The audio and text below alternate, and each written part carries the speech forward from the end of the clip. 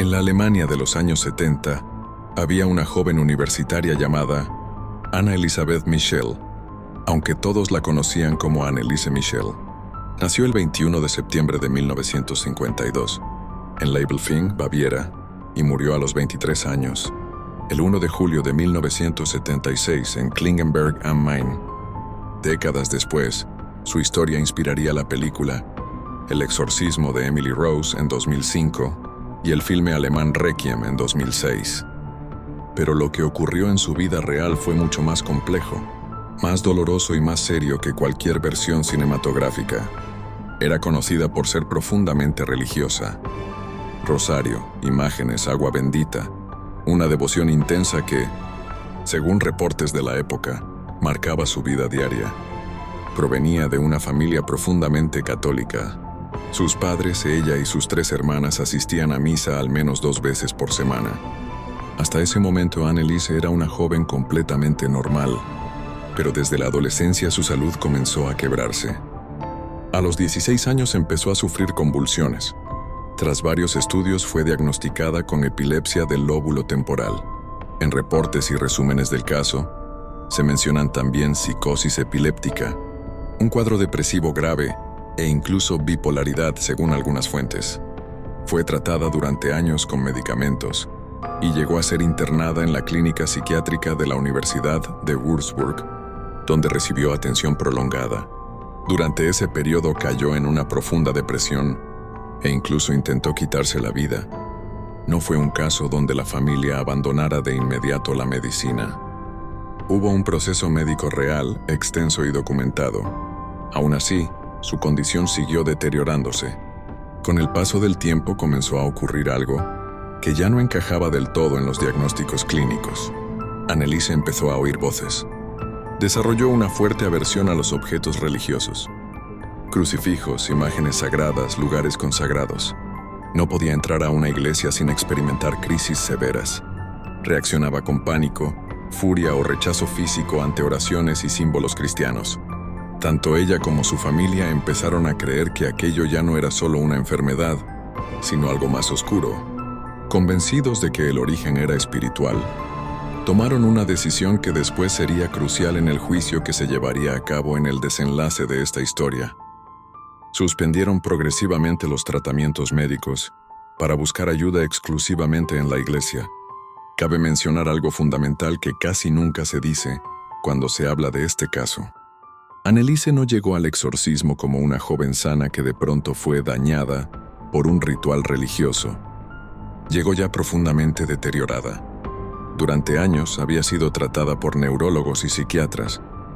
Recibió anticonvulsivos, antipsicóticos y sedantes.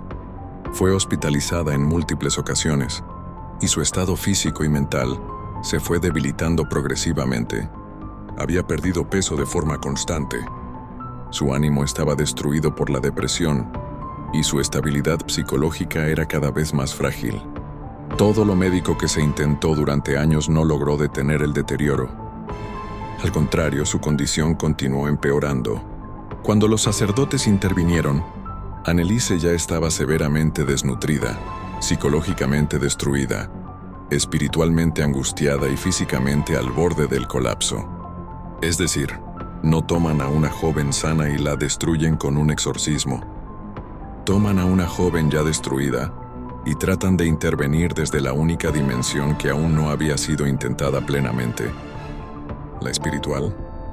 Eso no los convierte automáticamente en héroes ni en villanos. Los coloca en una zona humana mucho más trágica, la de quienes llegan cuando casi ya no hay tiempo. No es que ellos la pusieran en esa condición.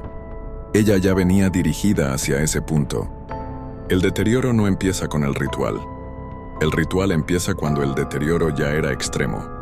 Y cuando los médicos entran al final y certifican la muerte, parece que el exorcismo fue la causa directa. Pero en realidad, fue el último capítulo de una historia que ya venía fatalmente avanzada. Pidieron un exorcismo. La iglesia local se negó, porque para la iglesia católica un exorcismo no se hace porque sí. Requiere pruebas, discernimiento y prudencia extrema. En ese momento, los sacerdotes consideraron que se trataba de un caso médico, no espiritual. Pasó el tiempo, la situación empeoró. Finalmente, el caso llegó a oídos de dos sacerdotes con experiencia en este tipo de fenómenos, Ernst Alt y Arnold Renz. Ellos examinaron el caso y consideraron que Anneliese cumplía con condiciones que la Iglesia históricamente ha asociado a la posesión. Presentaron el caso a las autoridades eclesiásticas. En 1975, el obispo Joseph Stangl de Würzburg autorizó el exorcismo bajo una condición estricta: absoluta discreción. Aquí viene el dato clave.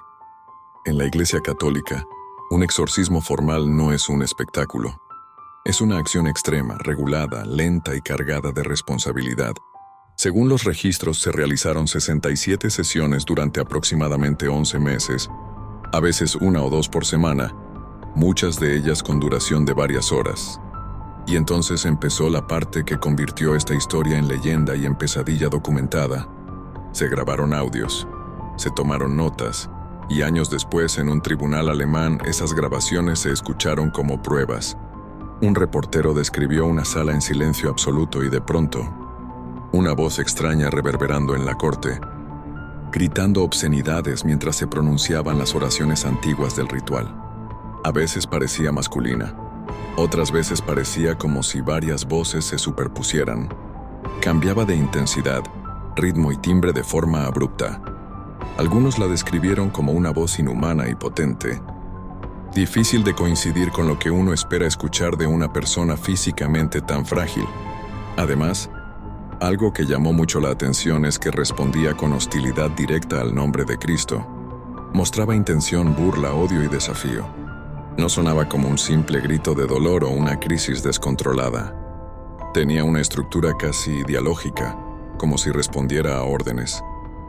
No fue una voz dulce, ni juvenil, ni simplemente alterada. Fue descrita como una voz dura y extremadamente agresiva. Eso fue lo que más perturbó a los oyentes. No solo el sonido, sino el contenido y la forma en que reaccionaba a las palabras del ritual. El sacerdote se acercaba sin gritos, sin teatro, sin espectáculo. Solo con la voz firme de quien sabe que el nombre de Cristo no es un amuleto, sino una autoridad. En el nombre de Jesucristo, dime quién eres. Y según lo que se describió de las sesiones y lo que se percibe en las grabaciones, lo que respondía no sonaba como una joven universitaria. ¡No! ¡Cállate! ¡No lo pronuncies! El sacerdote insistía, no con curiosidad sino con orden. No estás hablando conmigo. Estás bajo la autoridad de Cristo. Y la reacción, según el juicio, era inmediata. Rabia, insultos, resistencia violenta, como si el nombre de Jesús no fuera un símbolo, sino una herida. Durante el juicio, los sacerdotes afirmaron que en las sesiones se identificaban entidades con nombres concretos: Lucifer, Caín, Judas, Nerón, Hitler y un sacerdote corrupto del siglo XVI llamado Fleischmann. Esos nombres aparecen porque así quedaron asentados en los reportes judiciales. El sacerdote preguntaba: ¿cuántos son? ¿Cuántos hablan? Y la voz respondía: somos más. No saldrá.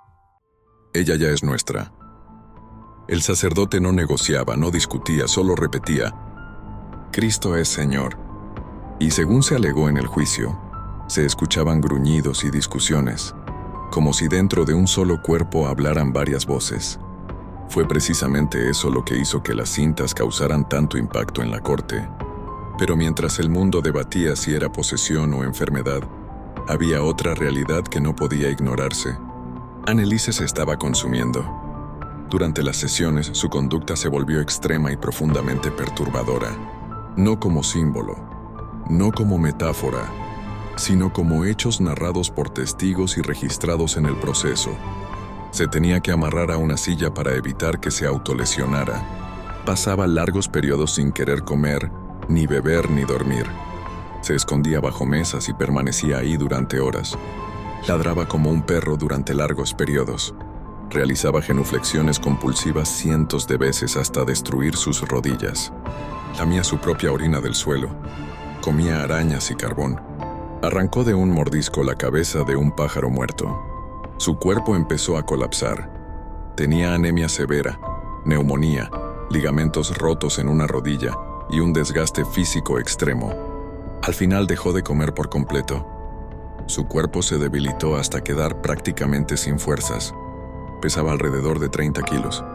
Y el 1 de julio de 1976, Anneliese Michel murió en su casa.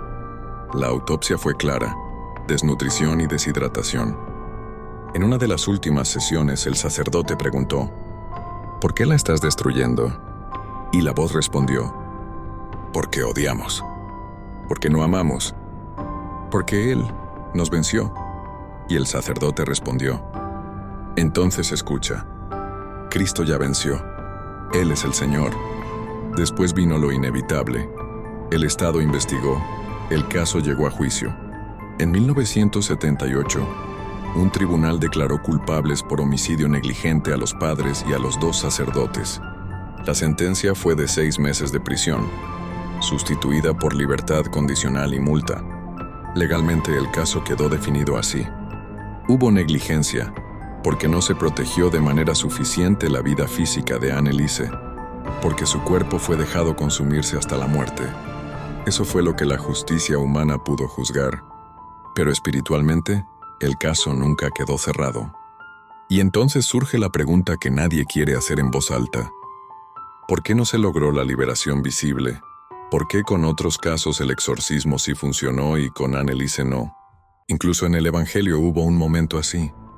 Cuando los apóstoles no pudieron expulsar a un demonio, Jesús no dijo que el mal no existía. Dijo algo más fuerte: por su poca fe. No porque no creyeran, sino porque la fe que ciertas batallas exigen no es automática, no es ligera, no es mecánica, es total. Tal vez aquí hubo ambas cosas: un cuerpo ya devastado y una batalla espiritual que exigía una fe todavía más radical.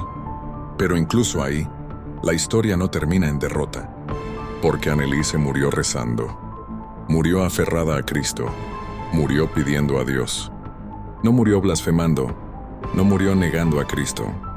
Y eso, para la Iglesia, ya es una señal de que el mal no tuvo la última palabra. Entonces la pregunta correcta no es ¿por qué no funcionó el exorcismo? La pregunta correcta es ¿qué significa funcionar? ¿Salvar el cuerpo o salvar el alma? A veces Dios concede ambos, a veces solo concede uno. Y eso no es fracaso, es misterio. Y es aquí donde surge la gran confusión de nuestro tiempo. Cuando muchos dicen, si hay una explicación neurológica, entonces no hay nada espiritual. Pero eso es un error, porque que algo tenga un mecanismo físico no elimina su causa profunda. Es como decir que el dolor no existe, porque las lágrimas tienen una explicación biológica. Las lágrimas salen por glándulas, sí, pero nadie diría que una madre que llora a su hijo no está sufriendo de verdad. La biología no niega el dolor. La biología es el canal por donde el dolor se manifiesta. Lo mismo ocurre aquí. Que haya actividad cerebral no significa que no haya una batalla espiritual. Solo significa que el cuerpo es el lugar donde esa batalla se expresa. Dios siempre ha usado lo físico para obrar lo espiritual. Milagros, sanaciones, liberaciones, incluso la resurrección de los muertos. Y también signos concretos: el agua en el bautismo, el pan y el vino en la Eucaristía, el aceite, las manos, la voz. Y aunque Dios y el mal pueden tocar las mismas dimensiones, lo físico y lo espiritual, no lo hacen desde el mismo origen ni con el mismo propósito. Una cosa es el medio, otra cosa es la fuente. Lo invisible siempre se manifiesta a través de lo visible. Entonces, ¿por qué el mal tendría que actuar fuera del cuerpo? ¿Por qué no podría manifestarse justo en el punto donde el alma toca la materia, el cerebro? Cuando Jesús expulsaba demonios, la gente veía convulsiones, gritos, caídas, cambios violentos de conducta. Hoy muchos dirían, eso simplemente era neurológico, pero en ese entonces no lo sabían aún. Pero la pregunta no es qué pasaba en el cuerpo. La pregunta es por qué reaccionaban así ante su nombre. Porque la epilepsia no reconoce autoridad, no odia, no responde con intención, no distingue entre una cruz y una piedra. Decir es neurológico no cancela lo espiritual. solo describe el canal por donde se manifiesta. El error moderno es creer que si algo tiene una explicación biológica, entonces ya no puede tener una dimensión espiritual. Pero eso nunca ha sido así. Dios actúa usando la materia. Lo espiritual no flota en el aire, siempre se expresa en lo físico. La epilepsia no explica una posesión, describe una respuesta del cuerpo, no necesariamente el origen de lo que la provoca. El cerebro puede explicar el cómo, pero no explica el por qué. Y una ciencia que niega toda dimensión espiritual no es ciencia, es ideología. Porque como dijo San Pablo, no tenemos lucha contra sangre y carne, sino contra principados, contra potestades, contra los dominadores de este mundo de tinieblas, contra las fuerzas espirituales del mal en las regiones celestes. Después del juicio, el mundo quiso una respuesta simple. ¿Fue posesión o fue enfermedad? Pero la realidad fue más incómoda. La justicia humana dijo negligencia y la fe dijo, el mal espiritual existe. Y ambas cosas pudieron ser verdaderas al mismo tiempo. Porque la Iglesia no elige una sola dimensión. La Iglesia responde por las dos. Y aquí es donde esta historia deja de ser solo terror y se vuelve una lección profundamente católica. Este caso no demuestra que la Iglesia se equivoque, demuestra algo mucho más serio, que la Iglesia es la única que se atreve a cargar con la responsabilidad completa, la espiritual y la humana. La Iglesia católica no juega a ser poderosa, no actúa para impresionar, no convierte el mal en espectáculo. La Iglesia católica responde ante Dios y responde también ante la vida humana. Por eso el exorcismo no es espectáculo. Es un acto extremo, peligroso y profundamente sagrado. Cualquiera puede gritar demonio. Cualquiera puede espiritualizar el dolor ajeno. Pero solo la Iglesia fundada por Cristo se atreve a responder por el alma y al mismo tiempo por el cuerpo. No actúa desde la emoción, no actúa desde el impulso. La Iglesia actúa desde la cruz, con autoridad, con obediencia y con una responsabilidad que no termina en este mundo. Este video no dice, somos más fuertes. Dice algo mucho más alto, mucho más serio, mucho más verdadero. Somos los únicos que no trivializamos el mal. Anneliese Michel era una joven profundamente apegada a Dios, una muchacha buena, sencilla, formada en una familia igualmente creyente y entregada a su fe. Y precisamente eso es algo que el mal no soporta. Por eso no busca lo vacío, no busca lo indiferente, busca lo que ama, lo que cree, lo que se entrega. Tal vez lo que vivió fue un ataque tan brutal contra un alma buena, que no se quedó solo en lo invisible, sino que desbordó hasta manifestarse y hacer colapsar su propio cuerpo. Porque cuando el alma es sacudida hasta el límite, el cuerpo inevitablemente lo resiente. Pero más allá de cómo se explique, hay algo que no puede negarse. En sus últimos momentos, Anneliese no estuvo sola. La Iglesia estuvo ahí, no como promesa de éxito humano, no como garantía de un final cómodo, sino como presencia, como defensa, como acompañamiento real en medio de una batalla que ya era extrema. Y Anneliese murió luchando, murió amando a Dios, murió rezando, murió aferrada a Cristo. El mal hizo daño, sí, el mal dejó heridas, sí, pero no triunfó, porque no logró apagar su fe, no logró romper su entrega, no logró separar su corazón de Dios. Y eso al final es la derrota más profunda que el mal puede sufrir. Edmundo Garme.